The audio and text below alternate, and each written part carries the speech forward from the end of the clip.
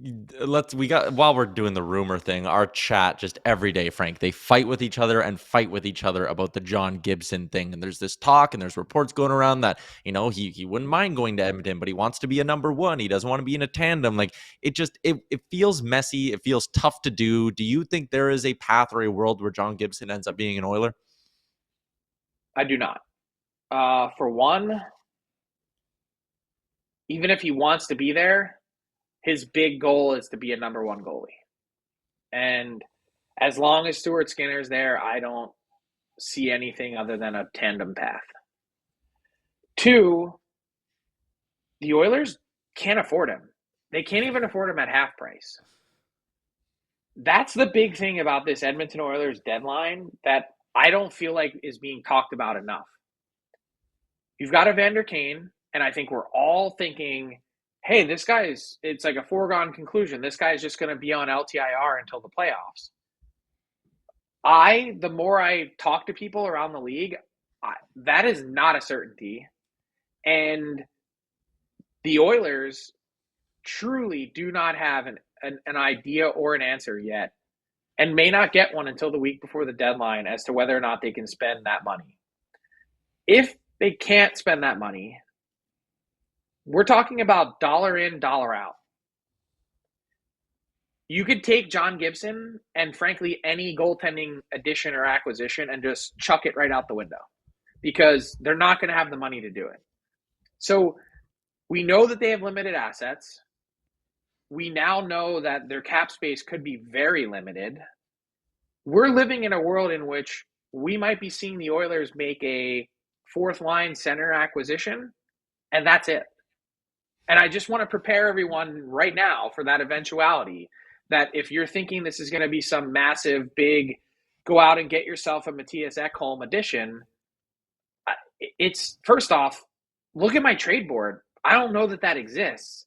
And second, there's a real financial reality here with the cap that the Oilers have to get comfortable with. The cap just seems to be something everyone forgot about. And even if Kane was to go on LTIR, they would still have to ask Anaheim to retain some money. And then you're basically saying, we have no other problems on our team and Gibson is going to solve everything.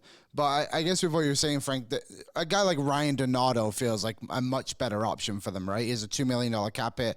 They would have the assets to retain on that a little bit too to get it down. But someone in that market is probably what they would look for, right?